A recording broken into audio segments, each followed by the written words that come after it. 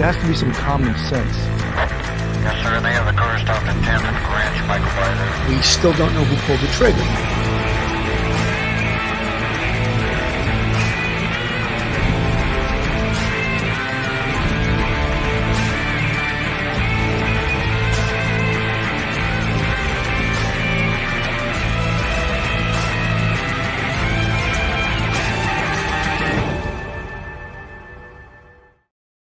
Hello, everyone, and welcome to Police Off the Cuff Real Crime Stories. I'm your host, retired NYPD Sergeant Bill Cannon, a 27-year veteran of the NYPD.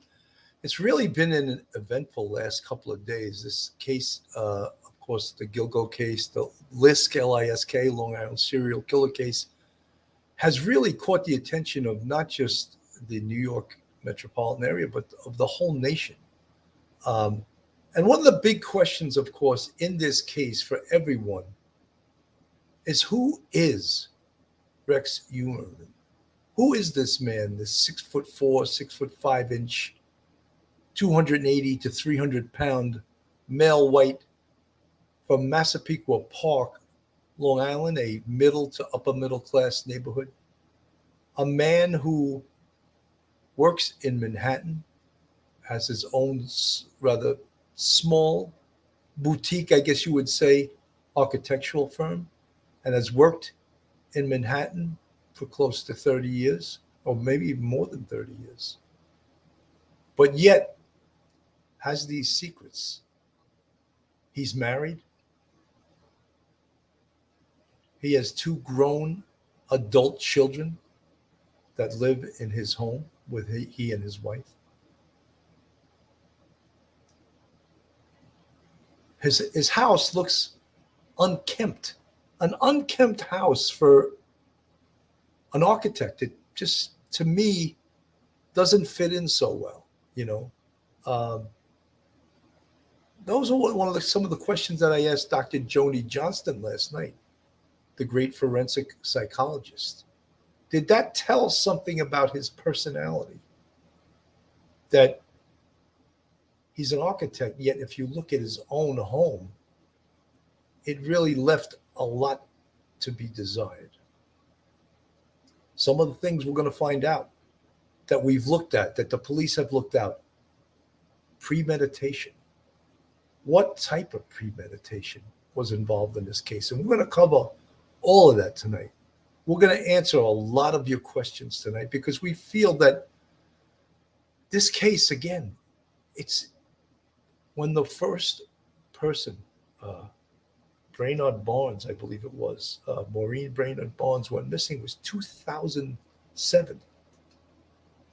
So we're talking 16 years ago. And really, this case first started in December 2010. So a good close to 13 years ago, 12 and a half years ago, that a police officer from the Suffolk County Police, on a training mission in Gilgo by the dunes with his dog, with his canine, came upon some human remains. And that is where it all started. That's where this case all started. And one of the brilliant things about this case, and you'll hear it and you'll hear us talk about it, is that as the frustration with this case built with the families of the victims, as it built with the community, as it built with the online community, people that, you know, super sleuths who've never investigated a case in their life, as they were making all kinds of suggestions of who could be the perp, who did this, and why aren't they doing this? Why aren't the police doing that? Well, again, we're going to see why. Some of those questions are going to be answered by us tonight. Why didn't they do certain things? And why didn't they have this information earlier? One of the big reasons is that technology flew by. It not only caught up to investigation, but surpassed it and flew past it, such that the technology with DNA is unbelievable. Cell phone technology is unbelievable. Computer technology and the electronic stamps that we have. That if you follow true crime and you follow the Murdoch case in South Carolina, electronic evidence is what was his undoing, was Alec Murdaugh's undoing. And some people can't understand that. But electronic evidence is very, very, very powerful evidence.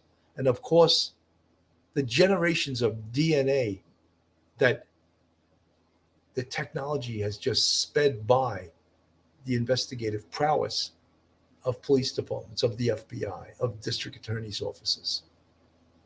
And this technology, to put it mildly, is one of the biggest advancements in science probably in the last 100 years. Investigative genetic genealogy.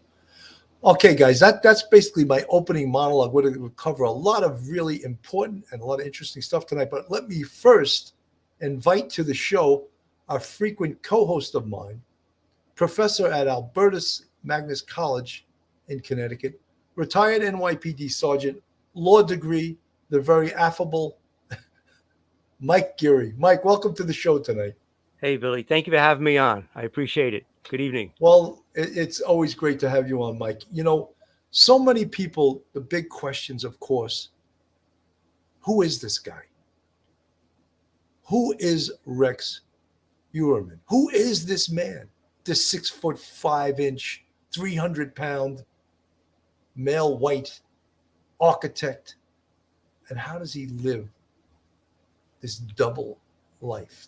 Father, architect, member of the community in a Massapequa Park, Long Island. But he has these really, really dark secrets.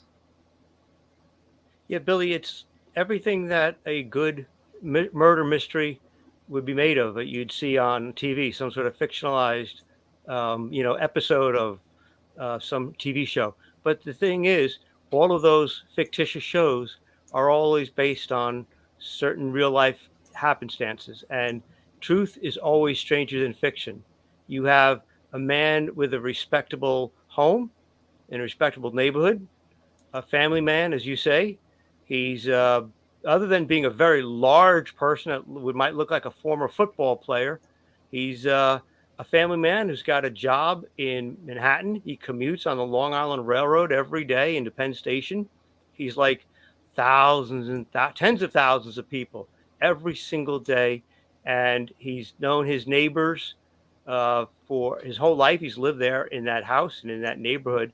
He knows, that area of the county like the back of his hand. And, but behind that thin veneer of civility and attractability, because he does seem like a fairly normal male, you have a heart of darkness. And in his heart, he wants to hurt and control and rape young women.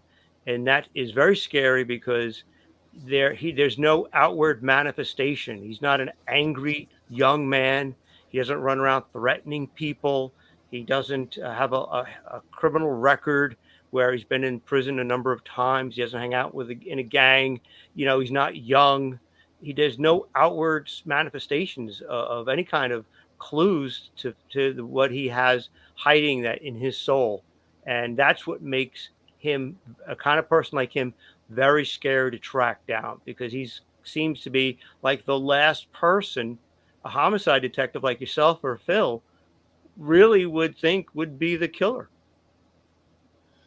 Mike, we were discussing the case off the air. Yeah. And one of the things, anyone that is a true crime aficionado or true crime fan, I would encourage you, because this case is by no means over in any stretch of the imagination.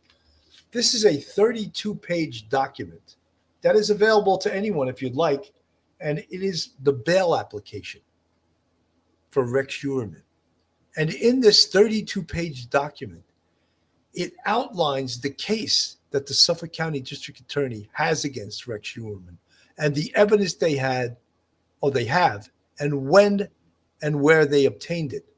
So much, if you watched the press conference the other day when the arrest was announced, District Attorney Tierney, coming from the NYPD, I cringed when he was giving up the entire case to the public, to would-be defense attorneys, to the families of the victims, to the family of the perpetrators, to would-be criminals or serial killers who are sitting in state prisons perhaps and are wondering, how did the police capture this guy? What is the technology? Now they know because he told them everything.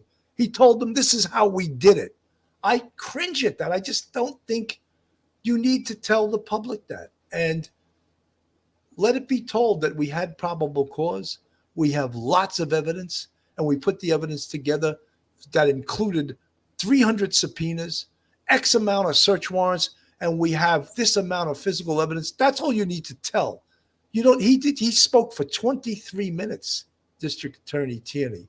I felt I didn't like it. Coming from the NYPD, coming from the culture of you keep investigative secrets secret among the police and among the investigators. What good does it do you to tell the press and to tell the public how you arrived at these conclusions? I think it's counterproductive.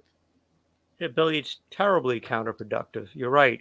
I was always taught in law school, when you're representing anyone, civil or criminal lawsuit, as a prosecutor or as a defendant, you play your cards close to your vest. You don't only give out enough information that you need to give out that you need to, or the judge requests you to. That's it.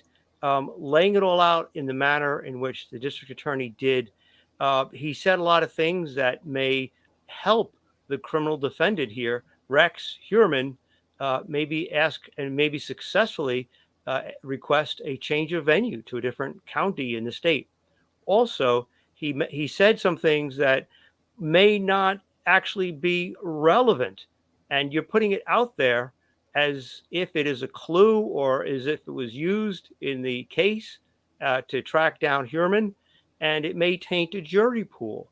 So I was very troubled too. But I understand, he's an elected official, and he does want to brag about this because 18 months ago they set up this task force, and they've got the serial killer. And obviously, you want to congratulate people, and you want to let the public know that you did a great job, and any pressures that may have been put on you, you successfully had a fantastic task force, multi-agency task force for 18 months, and they are happy with the person they got as the suspected killer. But he went, I think, overboard. I think he was prideful, and it was overboard. And I don't think it did the case or him a service. I think it actually hurts the case. Absolutely. I want to play a little bit of this from ABC News to get that arrest and the not guilty plea in the shocking serial killings on New York's Long Island that date back to more than a decade. Take a look at this man, Rex Heuermann, married, 59 years old, father of two. Police say that he works as an architect in Manhattan. Well, he's the one that's been charged in 3 of the Gilgo Beach murders, and he just appeared in court. His court-appointed attorney entering a not guilty plea on his behalf. A forensic team searching his home. A source close to the investigation actually telling us that this all came down to phone data and that the suspect's address had been on their radar for some time. That Long Island home located in Massapequa Park, that's not far from where the victims' bodies were actually found on the South Shore. Fears of a serial killer in this area actually started back in 2010 when a woman's body was discovered there in Gilgo Beach. Then bodies of 7 more women and a man and a toddler were found in the same general area over the next year. Joining me now, former FBI agent Richard Frankel, who actually worked on this case during his time with the FBI. So, Richard, we're learning now more about how DNA was collected from the suspect, from these images that were shown in court. I want you to take a look. I know you've probably already seen a few of these. They actually snagged the suspect's pizza box that was shoved into a Manhattan trash can. And then there's another picture here of the pizza crusts that were used to collect his DNA. So clearly, once they got their leads, they jumped right into action to identify their suspect. What do you think about this? Oh, great work. I mean, this is, you kind of say this is 101 police work.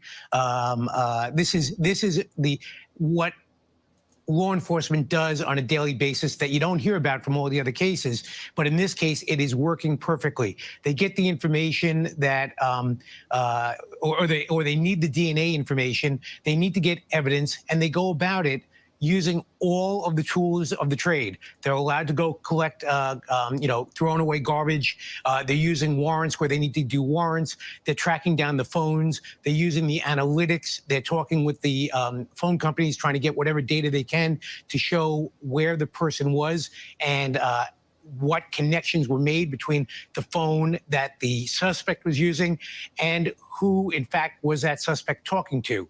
Meaning, was he talking to the victim's family? They're able to kind of locate where the phones were. Again, I think this is the perfect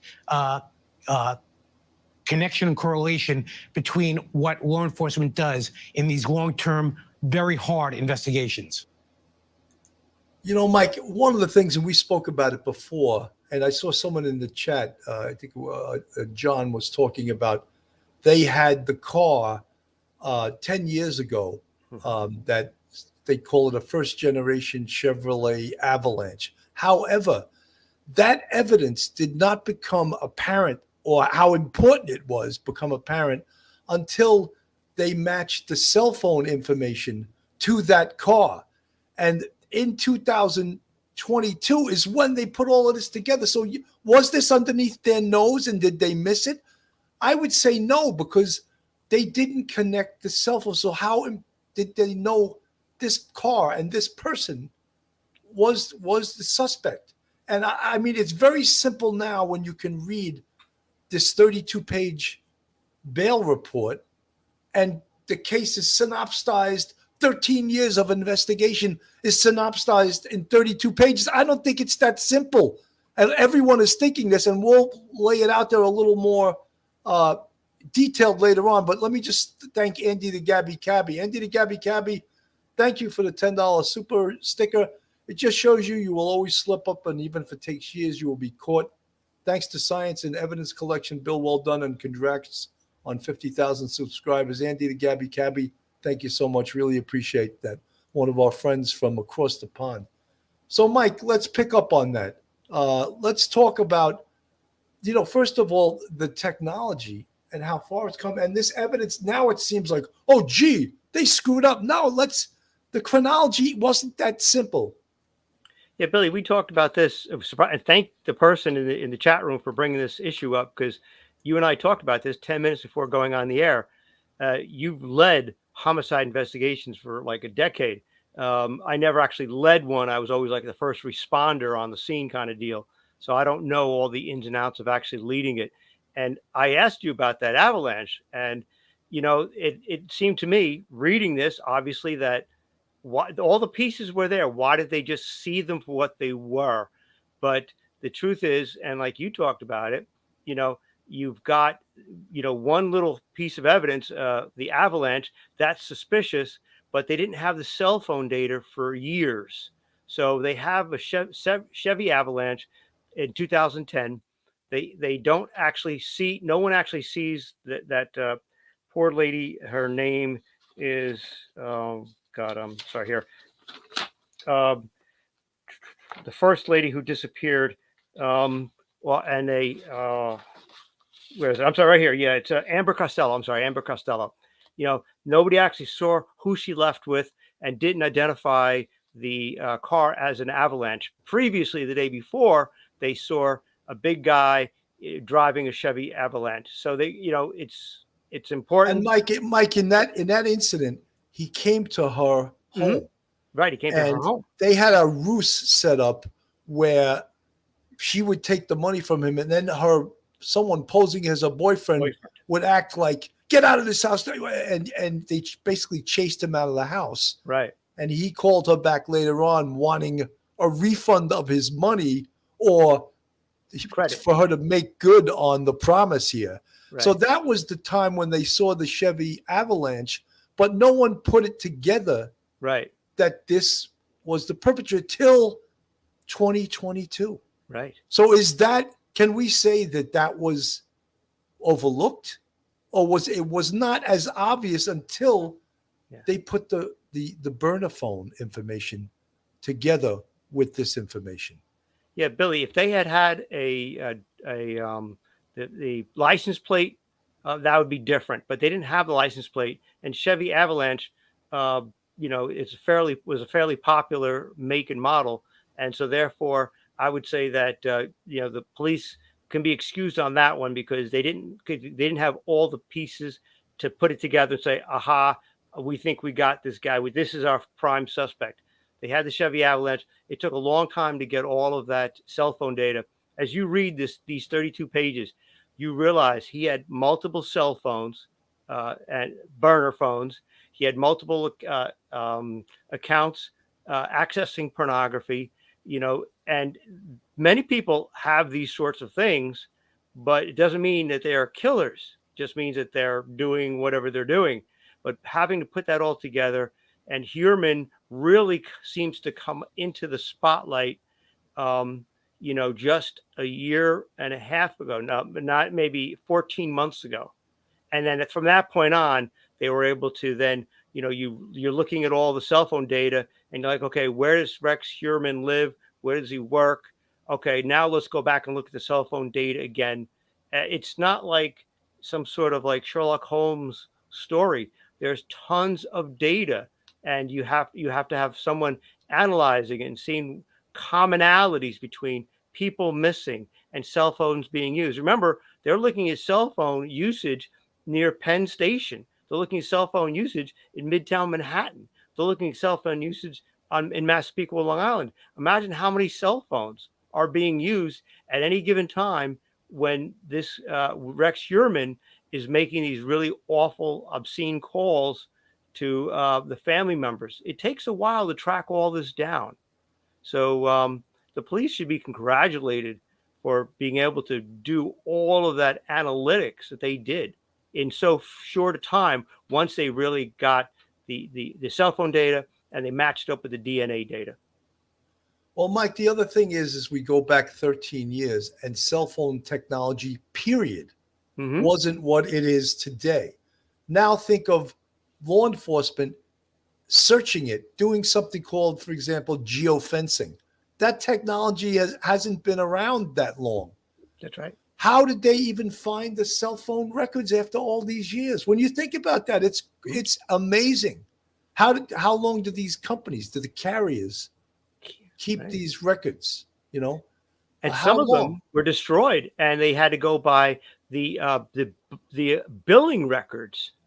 So they didn't even have the cell tower data, and so puts a wrinkle in it because if you're watching the CSI shows or things like that, or you're watching even some of the really excellent ones on TV nowadays, and they're based on true stories, and they're going through it. They cut out an awful lot of chatter and false leads, and you don't even hear about it. So if you're watching these TV shows, they wrap it up within an hour. They're very involved. Keith Morrison is one of the better guys you see out there doing these shows. They're fantastic, but they boil it all down to the essences, and then you see, wow, okay, this is how it was done. But in that hour, they don't have the time to cover all of the chatter, all of the static, all of the other amazing amounts of time wasting on leads that proved to be false leads that went nowhere. It's amazing to how the technology developed, thankfully, and they were able, with whatever records, either business records or cell phone records, were still available, how they were able to put it all together and actually analyze patterns of phone calls from Midtown Manhattan, Penn Station, Middletown, Massapequa, to the families, and checking up on the families and sending them text messages. That is amazing, and that's something that people don't realize how difficult that is. Absolutely. folks, this is the three of these girls that were actually Rex was charged with in the indictment and was indicted by a grand jury for Melissa Bartolome, Amber Lynn Costello, and Megan Waterman. Now, Maureen Brainerd Barnes, they expect him to be also charged with that case too, but at this time he hasn't been. They're just trying to solidify that case so they could bring that into the indictment or further charge him with that. If he's convicted in these three, he's still never going to see the light of day. He'll get life without parole. However, all the families, of course, and there's never closure in a case like this. That someone is arrested is great for the family. It's great for the memories of the victims. And it's great for the Long Island community, which I think for the better part of 12 and a half, 13 years was sort of walking on eggshells, wondering, who is this person? Is this person ever going to get caught? Has this person stopped? Is he in prison? All of those answers are now, all of those questions are now answered. But one of the other problems is like, can they connect him to these other cases? We don't know that. Did he, in fact, commit all of these other cases? Again, we don't know that. When the evidence is 12 to 13 years old, very, very difficult. We're amazed that evidence survived this long, that evidence was preserved by the police departments and kept in locations where it needed to be to preserve the evidence.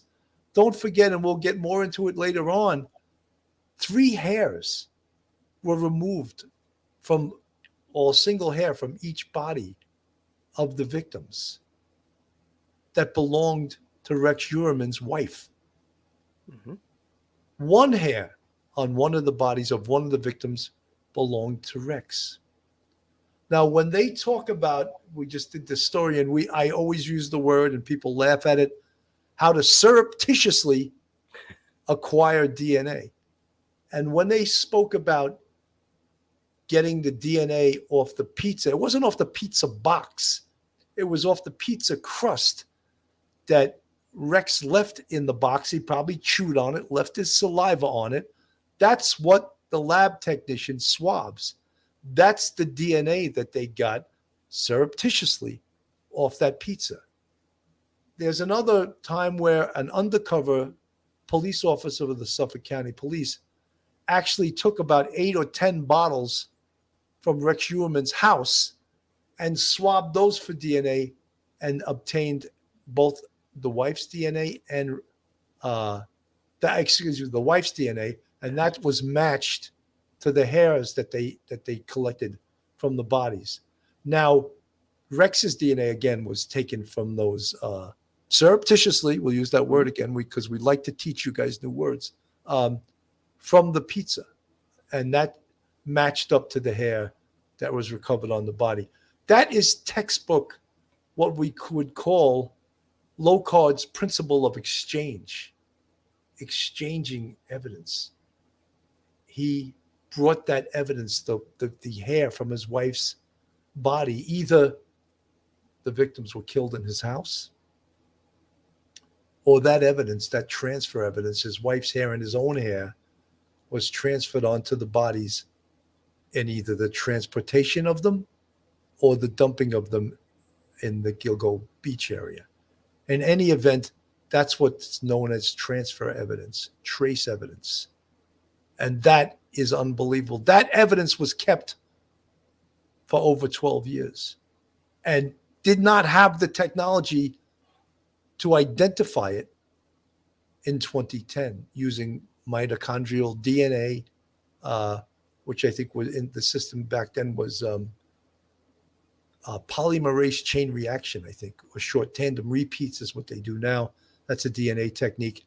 And now the technique they have, which we spoke about, SNPs, or single nucleotide polymorphism, which is the way has 1 million markers, and is how they're building now investigative genetic genealogy. But I'm not going to give a lesson on that because I'm not qualified to do that. But all of this stuff is amazing, and technology is what helped, as well as unbelievable detective work. But technology, no doubt, helped in solving this case. Mike? Yeah, Billy, I think some people think that if they, you're watching these TV shows like CSI and stuff like that, and I don't mean to pick on any particular show or maybe even, um, you know, Law and Order or something like that. They'll come up with a fingerprint and they'll bring it back to their headquarters and they'll run it through machine AFIS, automatic fingerprint identification system, and they'll have this machine that looks like an old Xerox copier from the 1970s or something, and they'll run it through, and flashing pictures of suspects will appear in different, very poses from different correctional institutions, and then boom, they got a match, and it's like, okay, we got this humongous fingerprint, and then the person's photo, mugshot. That's not how it happens, you know. If you get a piece of DNA, you get you get a perpetrator's DNA. It could be blood, it could be hair, it could be skin, it could be saliva, it could be urine, semen, things like that, sweat.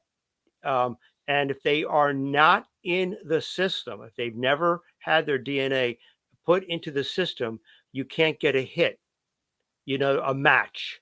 And so same thing with fingerprints. If you've never been fingerprinted before, and you commit a burglary, it's going to be awful hard to connect you to it with a fingerprint because your fingerprint doesn't exist in the FBI, nationwide system. You and I, Billy, if we committed a criminal act got a fingerprint, they'd be able to find us within 24 hours, if that. It probably wouldn't even take that long because our fingerprints are on the record. But this stuff, when you read this 32-page application, the bail application, it's amazing the lengths to which that task force went over the course of many months. And once they submitted that DNA and they got their final result that matched, Heuermann with the pizza crust to the hair, that took months. It's not like it took, overnight, or a fingerprint, which you might be able to match in an hour and a half to 2 hours. No, this stuff took months and months and months. And it took so long. Part of it also was that the technology wasn't there early on. And if it was, a few things had been different. Our technology had been different back then in 2011, 2010. If they had a license plate of the Chevy Avalanche, he might have been caught many years ago, but he wasn't. But thankfully, the genetic genealogy caught up to him. And as you say, thank goodness the evidence was safeguarded to the point where it wasn't degraded. And that's very important when it comes to DNA evidence. Absolutely. Folks, this is Police Off the Cuff, Real Crime Stories. If you like real crime stories, true crime from a police perspective, then you're in the right place. And if you're not subscribed to us, go on our YouTube, hit that subscribe button, give us a thumbs up, and ring that bell. And if you want to contribute to our podcast, we have a Patreon with 3 different levels, and we also have a YouTube channel membership with, count them, 5 different levels. And our fans, our subscribers, our friends, they subscribe to us on our YouTube channel. Folks, this case, and we're going to get more into Rex Heuermann. Many people want to know, where did he kill these women? We spoke about that last night with Dr. Joni Johnson, doctor of forensic psychology and an expert on serial killers. And what was scary, even to me, a hardened homicide investigator, is that there was a good possibility that he killed them inside his house. Because every time he met with one of these women, and again, painstaking evidence, his wife was out of town. That was ascertained through the burner phones and matching up the times where he had set up meets with the victims with the burner phone information and matching it up with his wife being out of the country.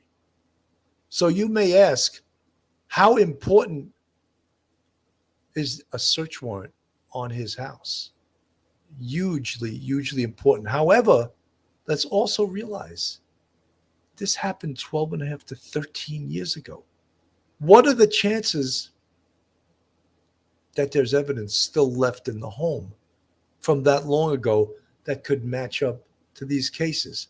Another thing that is very, very scary, Rex Heuermann is 59 years old. If he committed these crimes in 2010, 2011, he was 46 years old. What did he do before that? Did he just start becoming a serial killer when he was 46 years old? I think not. Dr. Joni, forensic psychologist, serial killer expert, thinks not. The thought of that is very scary. So must the police do? They must continue investigating. Continue investigating all kinds of. Also, where did Rex Heuermann travel to? What other states did he go to? They got to do a complete rundown of everywhere he's ever traveled in his whole life, because there could be bodies in these states connected to him. It came out the other day, he owns 94 guns. 94 guns he owns. Is that a little bit strange? I mean, I'm a retired police officer. I own 4 guns, and they were all the guns I had based on becoming a police officer. And I know there's some of you gun guys out there that are going to say, so what? I love my guns. All right, that's great. I'm just saying, I only have 4 guns. And again, I'm not a gun buff, but if you want to have 94 guns, there's a Second Amendment you have the right to. But I still find that a little bit bizarre. So many people want to know, did he just start doing this in 2010? Go ahead, Mike. Go ahead. Oh, no. I was just thinking as you're mentioning that, there's been many cases where a middle-aged person, a person in their 30s, 40s, 50s, or 60s, kills someone, maybe a spouse, ex-spouse, ex-boyfriend, present boyfriend, ex-girlfriend, present girlfriend. Quite often times you'll think about, is there a life insurance policy? Was there a divorce involved? Child custody issues involved? And that, those are outside the norm, but they're, you're like, okay, so that happened once. Then that person probably has never killed before. But when you have someone who is engaging with prostitutes and killing them, and you've got 4 bodies, which means that he put, or 3 bodies that he's being charged with. You've got them all in shallow graves, all tied up with clear duct tape, all put into some sort of camouflage burlap that you'd use like in a duck blind, if you were hunting. That's got to strike fear into people's hearts, because that seems to be a well thought out, execution plan. Where you do not want, you've thought about how you're going to commit the crime, and you thought about how you're going to get away with it, which is the second part of the crime, is actually getting away with it once you do it.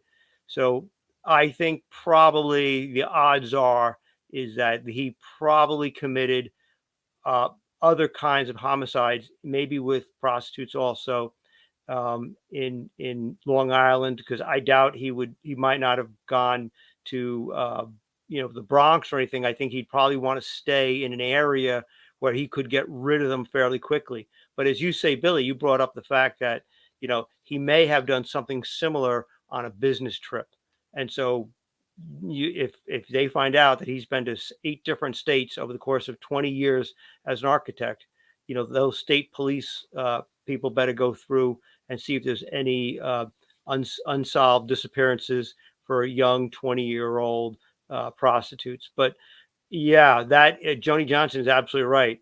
This sort of behavior doesn't start. It's not like a one killing of someone you love in a violent, dispute. No, this is pre-planned execution style killings, burying the bodies. That's the sign of a real serial killer, and that probably did not start at age 49. I'd be shocked to start at age 49. 29 might be more like it. You know, Mike, a lot of people in the chat want to know, in the homicide vernacular, there's manner of death Mhm. and there's cause of death. Right. Now, manner of death is homicide, suicide, natural, or accidental. All right. Now, these cases were ruled a homicide, which simply means Hmm. death caused by another. Homicide can either be criminal or it can be non-criminal, as in an accident. Hmm. You could actually kill someone accidentally through trying to save their life. So Sure. that could still be ruled a homicide. But in this case, they ruled it as a criminal homicide, but they don't know because the bodies were there for 10 or 12 years. The actual cause of death, gunshot, strangulation, blunt trauma, Mhm. asphyxiation. They can't specifically say that. So if you read the report, it says some weird language, death by homicide. Yeah, that was strange because you're thinking, and as I suspect, I was thinking as when we talked about this yesterday and the day before it came to light, I'm thinking strangulation is type of deal because you're intimate with someone, and I'm thinking if you strangle somebody, they're going to have, if there's enough tissue left, you're going to have a broken hyoid bone. If their eyes are still in their head when the body is found, I don't mean to be graphic, but there's going to be a lot of blood in their eyes because their eyes, all the capillaries will be bleeding out. But in this kind of case, they've been under the sand and in the wild, out in the elements for a number of years. You're right. It's going to be very difficult to say how each and every one of them had that is charged for, and he's been charged in their killing. What's the actual manner of death and cause of death? Is there skull fractures? You could say, okay, if there's skull fractures, they were beaten to death. I'm not sure if you could see the hyoid bone broken at this point if it was a strangulation. That's something that is very, very difficult. They'll have to prove that in court to the jury. They just can't say, well, we're not sure how the person was killed. We think it's a homicide. We know it's a person, but we're not sure how. That's not going to fly. So the language is very strange. I was surprised at it. I'm glad that you're surprised at it too. Well, Mike, a defense attorney, I think probably who was appointed to represent him, said, "Oh, this case is all circumstantial. They're already starting with the Oh circumstantial yeah, evidence, got to do that. which we know is very powerful evidence." I also wanted to say something. I put this picture, this slide on the screen. Now, that's a good representation of where the bodies were found. Yeah. What do you think a body found along the ocean, which is, I mean, as far as decomposition, is probably one of the fastest type of climates, moisture, humidity. How about, and again, not to be graphic, animals picking and eating at the bodies, 10 and 12. The fact that any evidence was recovered from these bodies is unbelievable. And the fact that it was preserved is quite astonishing. So I want to get to some of the things that we spoke about last night with Dr. Joni, and some of the things that really give her pause. And one of the things she said is the psychopathy. I'm glad I learned how to pronounce that word. That's a hard one for me. Psychopathy. He is what's known as a sexual sadistic serial killer.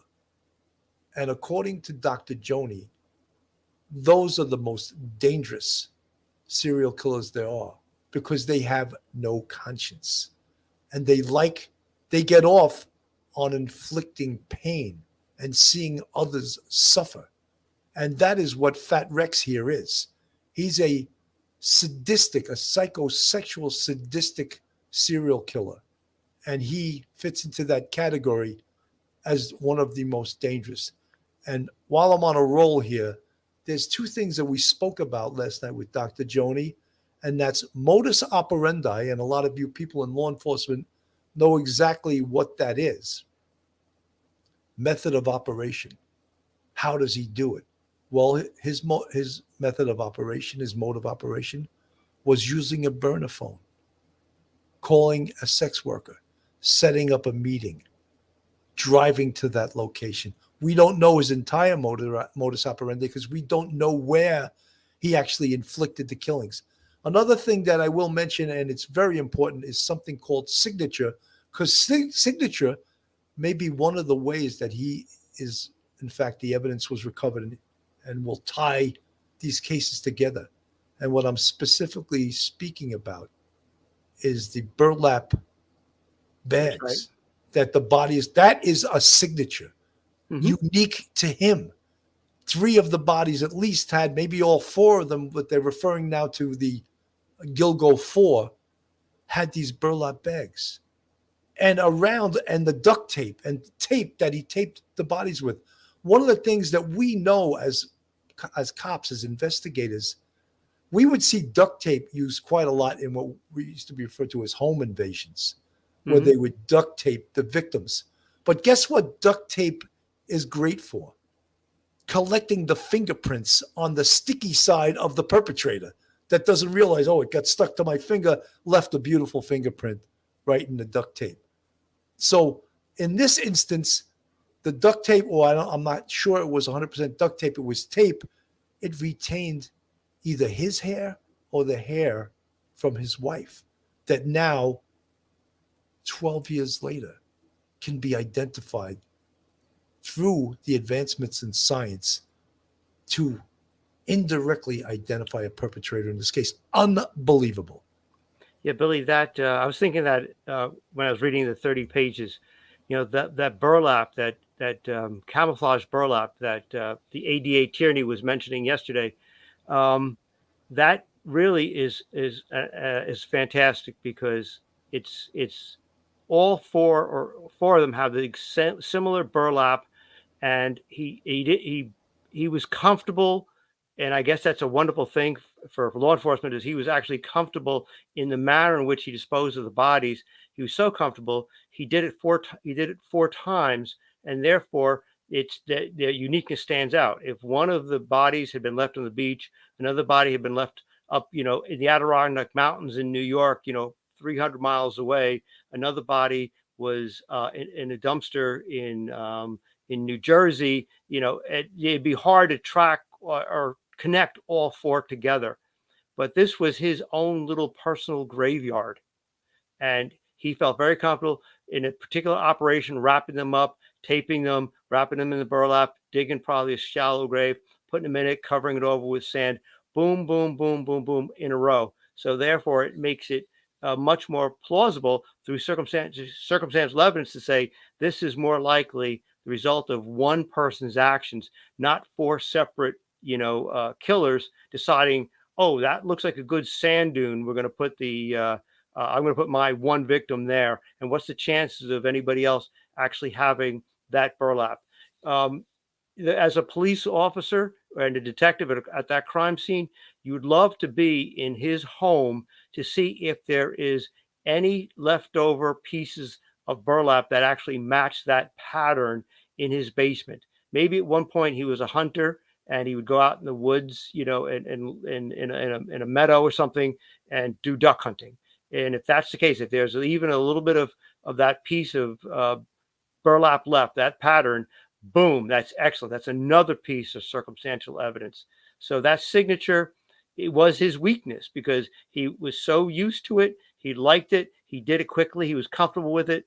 And that may be really a good part of his undoing in this case, because it really shows that there's really one person and one person only. He wasn't acting in concert with anybody else.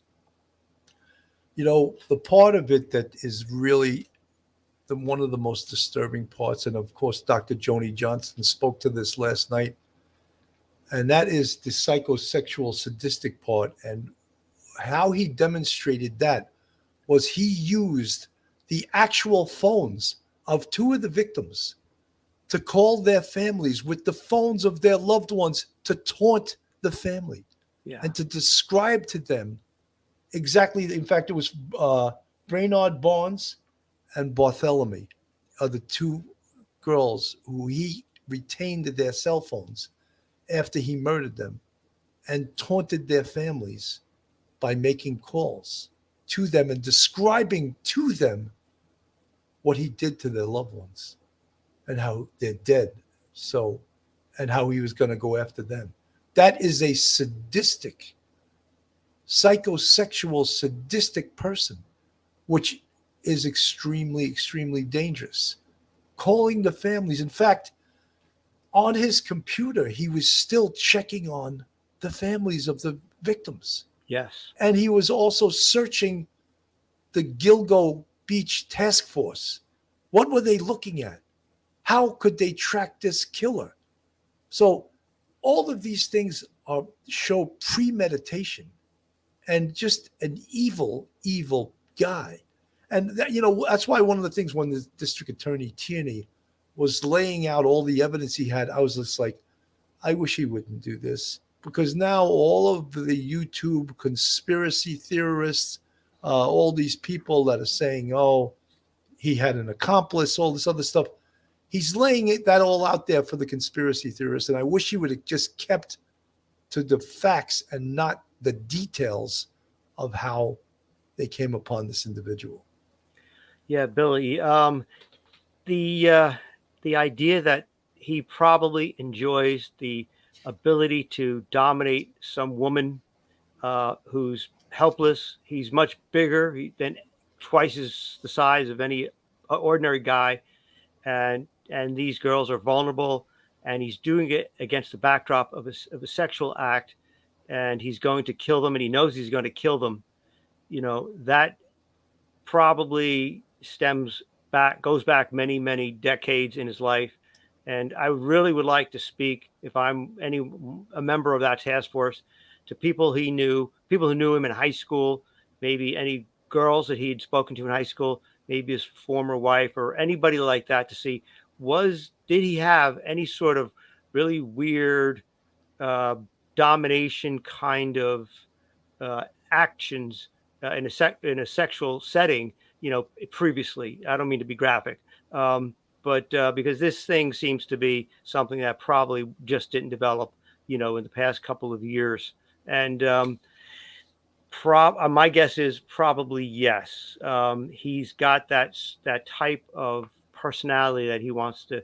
I even saw a video of him speaking about his skill as an architect, and he said, when people can't accomplish things, I get called in and I accomplish them as an architect. He's a control freak, and I'm just thinking, as we're talking about the crime scene, I'm hoping, that there's a possibility that there is a hair left from one of those girls in his home. He probably vacuumed up the place, I'm sure, but I'm hoping there's some fluid or something that you could test, and some carpeting somewhere, I'm hoping, just to actually place one of those poor ladies in his home, because I don't think he took them to a hotel or motel.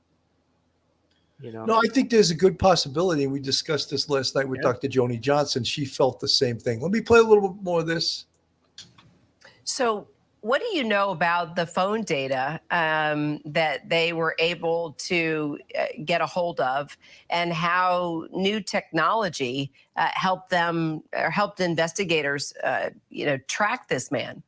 Yeah, without getting into specifics of the technology, because some of that is still protected, for law enforcement use. What they're able to do is they're able to actually go into the data that you have in the system, either whether with your carrier, and then determine where that phone was last used and who that phone might have been talking to, but also to where that other phone was used. Also, then using all the data from the phone company, they're able then to connect at times, depending on other information and intelligence, what burner phones were actually used together. So they may have been talking on one burner phone at this point and on a different burner phone at another time, and using technology and a lot of the information that's out there, they're able then to connect those burner phones and use that to get back to the actual subject that they were looking for. So what was the biggest challenge for you when you were on this case, to just making headway with all the bureaucracy, the politics, and still trying to stay focused on finding a killer or killers at this time? Yeah, I was the special agent in charge at the time, so I oversaw the investigation. But speaking with the agents and the law enforcement teams that were working this case out in Long Island, in our Long Island resident agency, it was just a complete breakdown in communication with the local law enforcement that was out there at the time. Things got much better, as you know, later on. But during the time of this, of this investigation, basically from around 2010 to probably 2015, 2016, it was hampered because both the Suffolk County Police Department and the Suffolk County District Attorney's Office, even though they said that they were cooperating with the FBI and other law enforcement, in actuality, they were not. It was being run by individuals who, since that time, have been arrested, convicted, and either are currently in jail or have done their jail time for crimes not related to this case. But because of that, it really hampered the ability of a task force mentality, where you're able to bring in all the different agencies, their expertises, their specialities, and put them together to focus on catching a serial killer. Do you think that this arrest could help lead to what investigators have said may be other killers that are still out there? Because there were more than 4 murders during this time, right? It was like a total of 10 bodies where they were still unsolved murders. So how do you see this helping in these other investigations that are ongoing?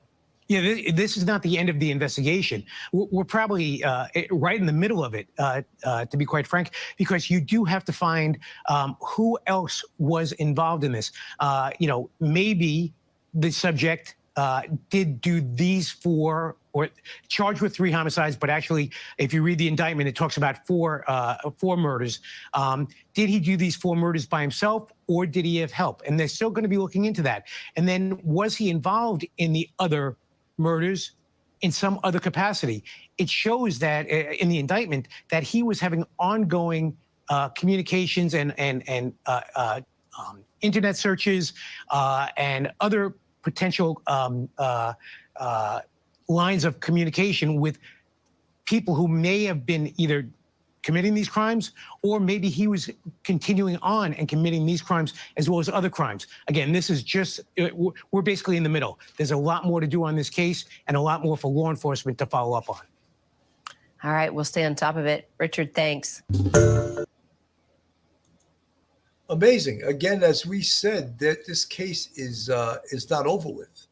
And to think that he just started committing these murders at the age of 46 is a stretch. I think that as they really bear down and continue to investigate on this case, I think they're going to find, unfortunately, that he committed more murders. Yeah, Billy, it would be really, as you say, a stretch if these were the only 4. There's probably more. I don't think he would start at that age. He probably has a rage. He's a control freak. He probably has a rage against women, and he wants to dominate them and abuse them and violate them and then kill them because it's a big power trip for him. Yeah, I would imagine that they're going to continue to look. Some of these other bodies and body parts they've talked about date back to the 1990s.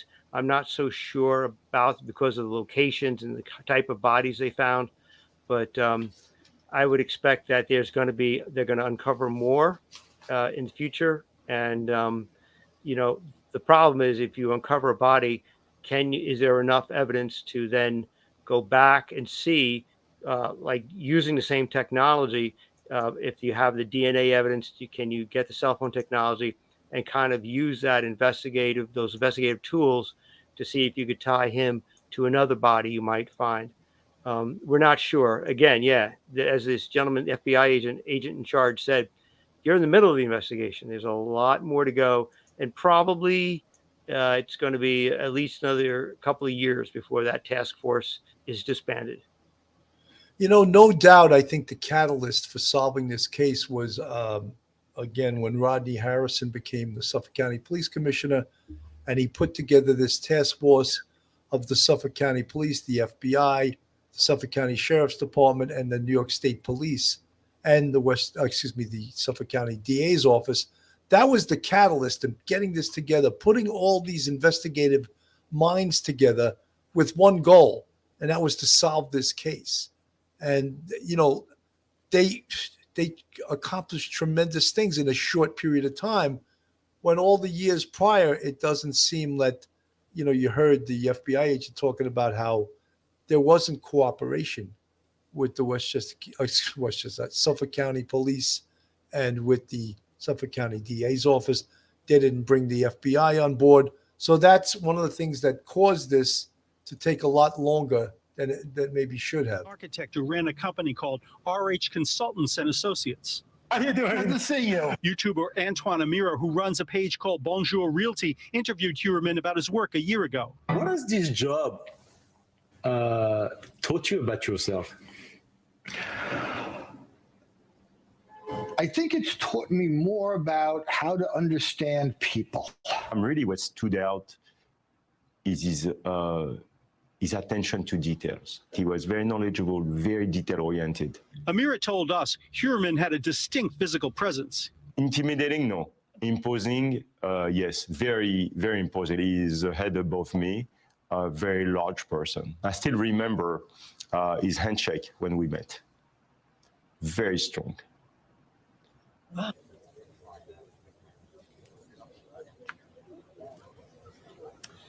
We can tell you right now that police and investigators have been here for perhaps about 18 hours. How long will they be here? Well, we're told as long as it takes to gather as much evidence as possible. We're live in Massapequa Park. Dick Brennan, CBS. So just again, this case is going to take as long as it takes. They're not going to take any shortcuts. They're going to cross the T's. They're going to dot their I's. I don't think people fully understand what's involved in these investigations, and just even the electronic part, the electronic evidence part of this, the cell phone evidence. You need people that are skilled in that area. You just can't have someone say, gee, I'd like to investigate a cell phone. You need people that are really skilled in that area of investigation. In the NYPD, we have a unit called TARU, Technical Assistance Response Unit, and there are phone people. There are experts. The FBI probably has experts as good or better than our TARU. I know they have equipment that rivals probably the best equipment in the world. In fact, you heard that FBI agent in charge, he didn't even want to tell how they accomplished what they did because it's top secret to be able to do that. And again, you don't want the criminals out there knowing, oh, if you do that, we can catch you because we know how to do this. And again, as I said, when the press conference occurred and he was just spitting forth all of this minutia of the case, I was cringing.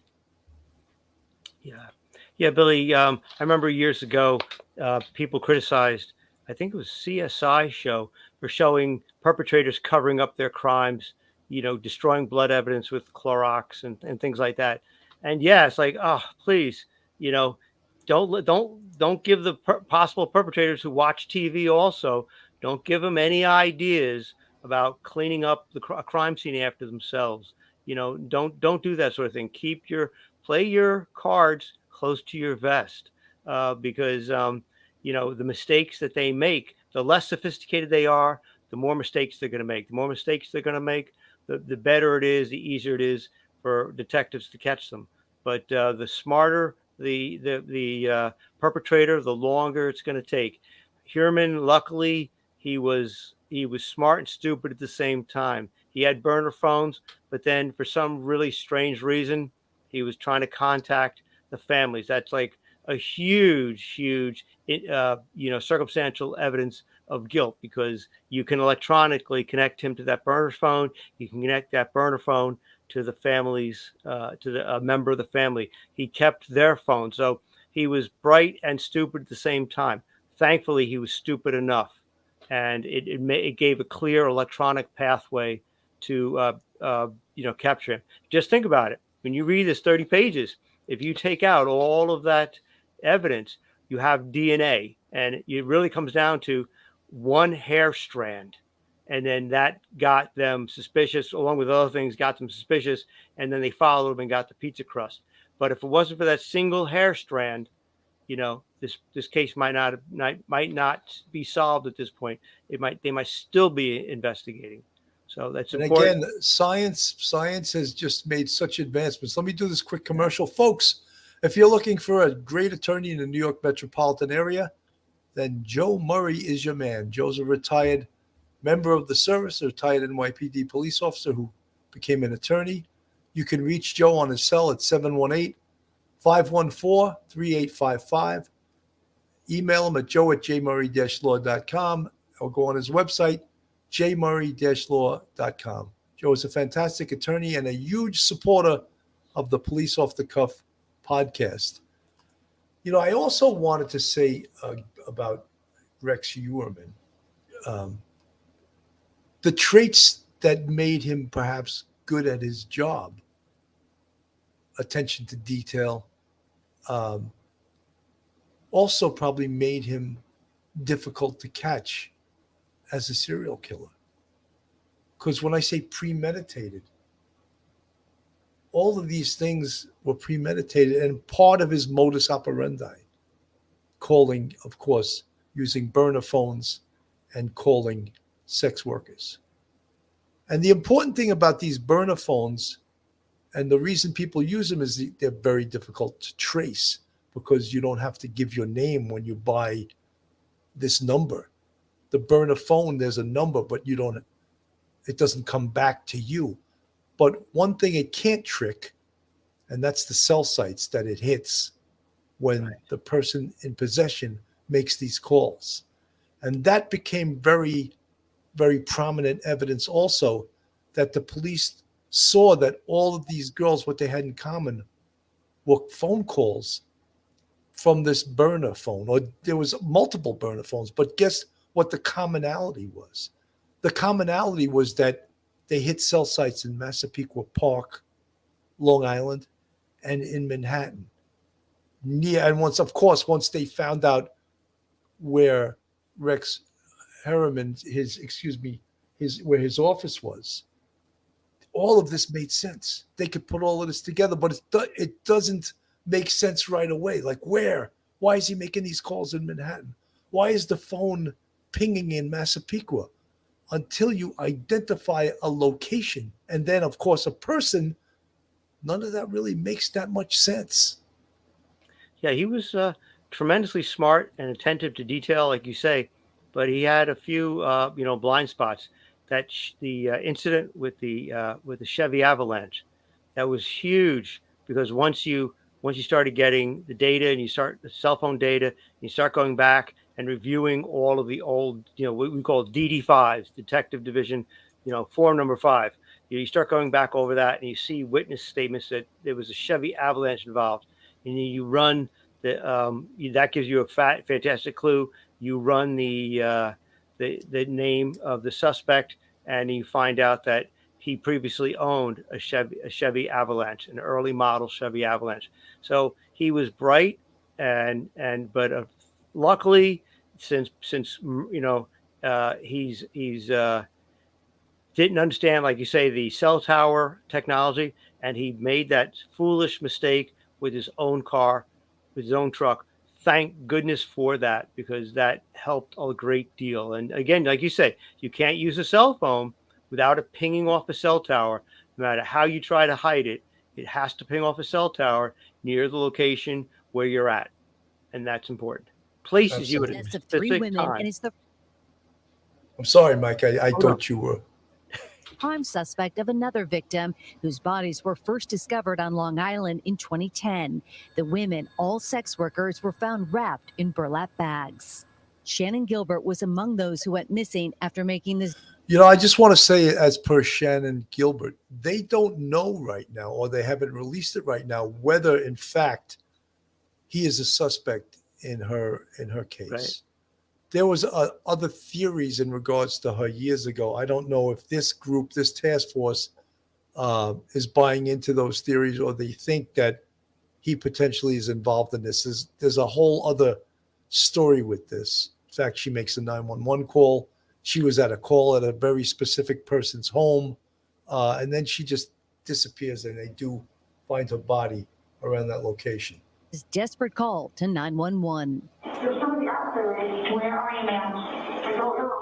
In all, police found the remains of 11 people in the area of Gilgo Beach, including a toddler. The killings terrorized residents around 40 miles from New York City for more than a decade. To wake up and find out that that's where he lived, it's shocking. On his website, Heuermann posted this interview that he gave last year, bragging about his work in New York City for 35 years. When a job that should have been routine suddenly becomes not routine, I get the phone call. In 2020, Melissa Kahn spoke to 48 Hours correspondent Erin Moriarty about the day her sister, Maureen Brannard Barnes, was discovered. What I want most is answers and justice, and I also want that the world to know, like, my sister mattered. Heuermann pleaded not guilty today. Based on the heinous nature of these crimes, he's being held without bail. His next court date is August 1st. Catherine? Meg Oliver, thank you for your reporting. Let's bring in Mary Ellen O'Toole. She's a retired FBI special agent and the director of the Forensic Science Program at George Mason University. So let's talk about the big difference first that technology made in this case. Yeah, it's incredible how far we've come in terms of forensic science. So we've got incredible advances in DNA, and then in cell phones. So that really made a difference in this case. And what's so interesting is that this offender committed these murders 10 years ago, thinking that none of this would have become significant and that he probably committed the perfect crime. And the issue is that he left forensic evidence behind. We just needed to wait for the technology to catch up. Yeah. That's amazing, right? Right. He left forensic evidence behind, but you know something, 10 years ago, 12 years ago, we couldn't identify that forensic evidence. And as we said earlier on, the fact that it was secured and protected and stored in a location that made it testable years later is a real thumbs up to law enforcement.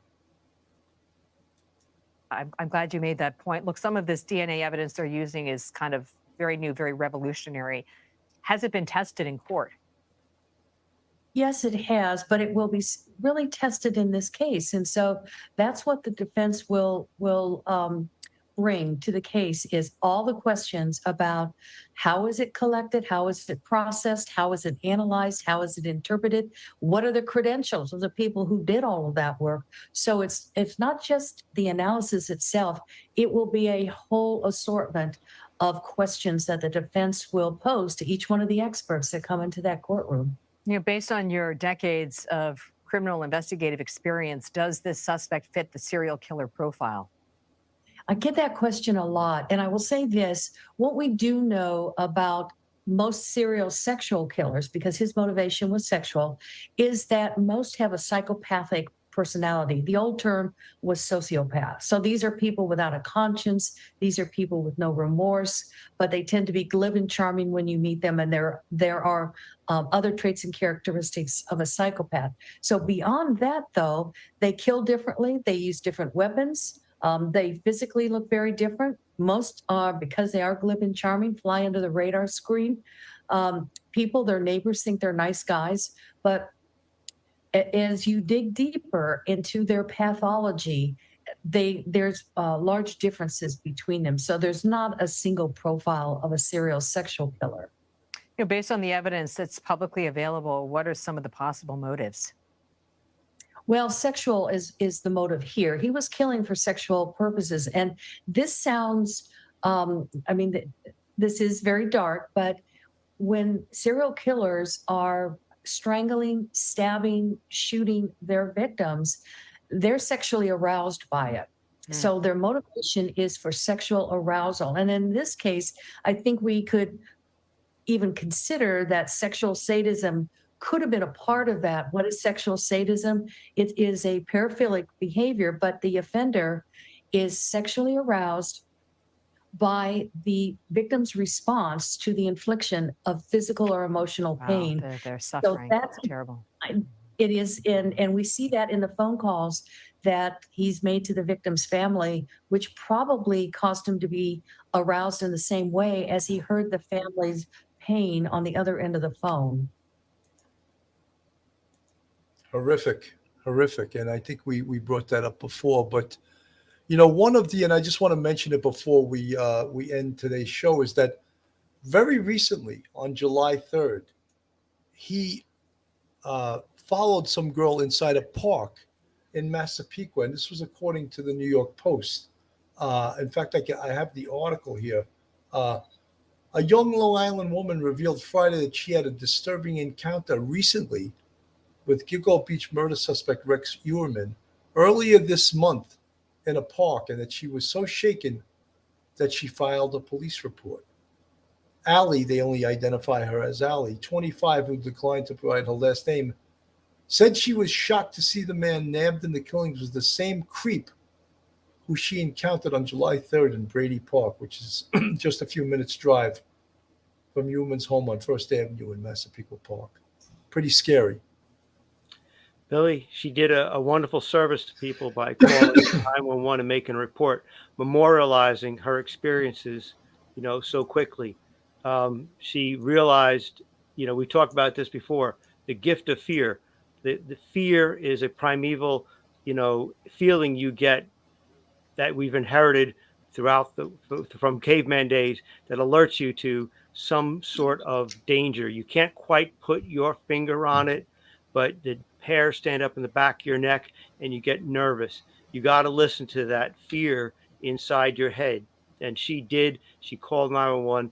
Whatever he did or said that caused her to do that, it was a wonderful thing that she did, because it shows, to the world that this guy, this isn't some big misunderstanding. He is a very disturbed person, and he is a very scary person, and even someone just in a park picks up on his vibe very quickly. And thank goodness she did that. Mike, that's why, and with this we'll end. That leads me to believe he was still actively plying his trade, if we could put it that way. Yeah. That he was still actively a dangerous man, a serial killer.